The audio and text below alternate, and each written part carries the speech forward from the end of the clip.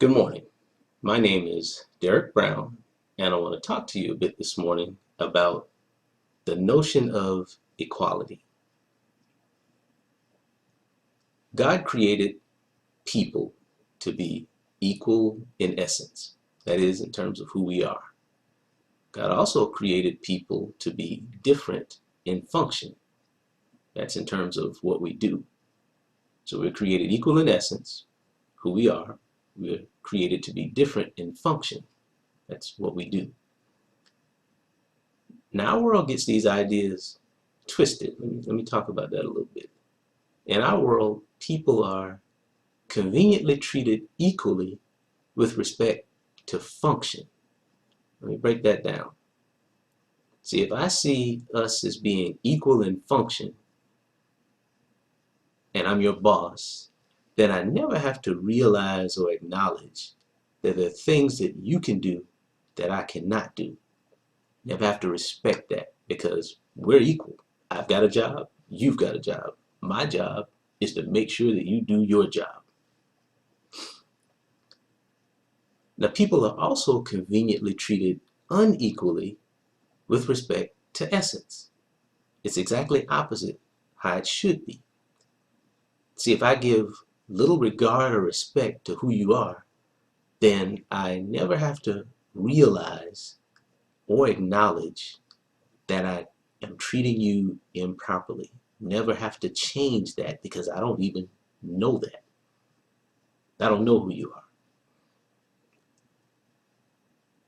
Now, another interesting twist is that equality in our society has been redefined as simply the opportunity to function. I give you the opportunity to do for me, then I don't need to give you anything else. And that subtly preserves the advantages created by disparities in our society. And it also preserves this little game, this game that twists what should be with what is. Now, this message is not about lamenting what is. It is what it is. But I'm here to call it what it is and to talk to you about making it what it should be because the onus to do so is on us. We're the only people that we have the capacity to change.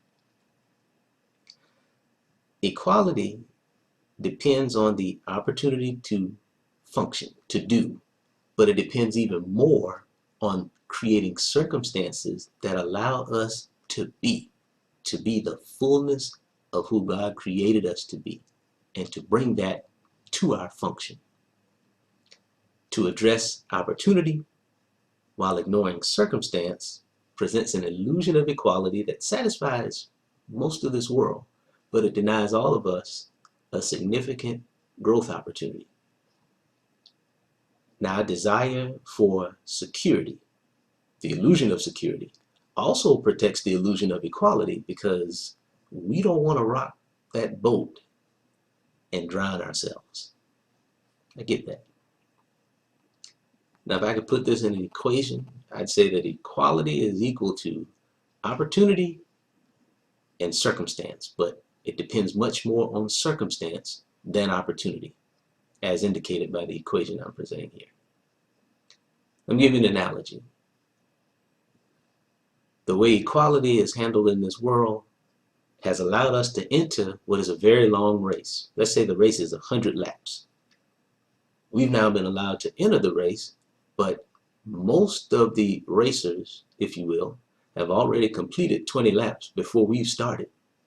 Now, there's some good news there, there's some bad news. Let's go with the bad news first. We're behind.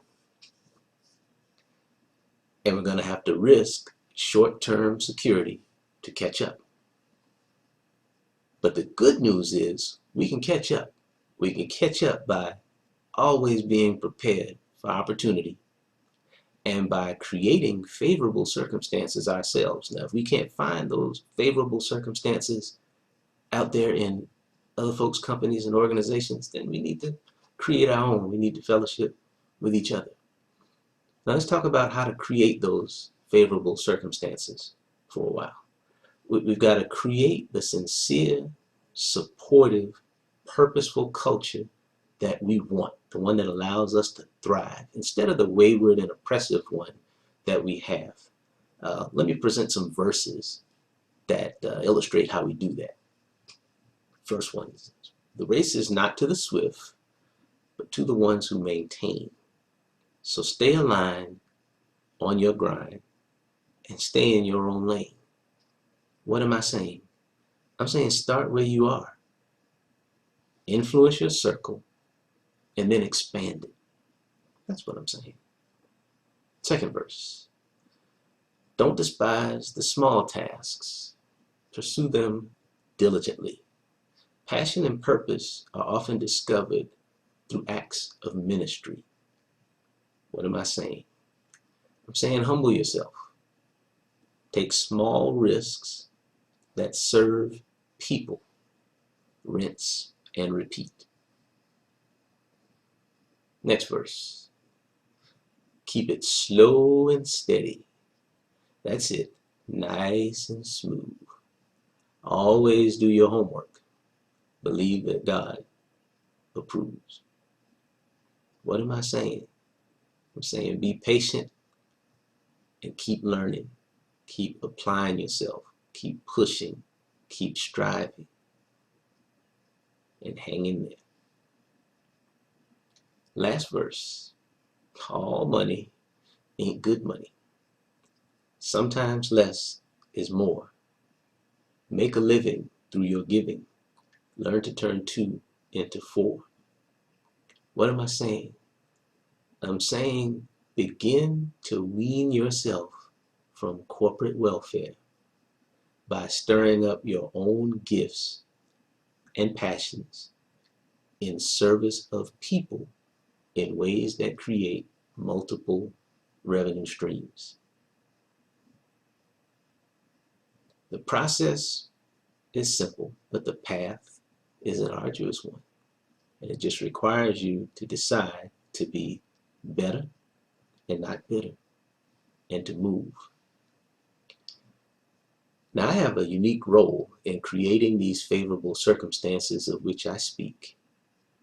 I am the equalizer. I speak, live, and breathe this approach that I have laid out here. Much like the protagonist from the 1980s CBS drama, I have a special set of skills acquired over a long career that allow me to speak a calm, confident truth in love and to speak simple, coherent solutions to complex problems. I have an ability to read, write, count, lead, create, and think with wise and skillful use of resources, interests, communication, and expertise. I have learned how to be powerful in this world, though it is not what God may have created it to be. I have learned how to be powerful nonetheless. Now, generating the kind of power that I'm talking about facilitates the American dream for many and the American nightmare for more than a few. Please understand. Be that as it may, those folks will be all right. And we're going to be all right. Because, guys and ladies, power is not granted to those who deny, but it's generated by those who supply solutions to the problems of our existing state. Thank you for listening, y'all. And go out there and be powerful and be equalizers. And let's do it together. Thank you.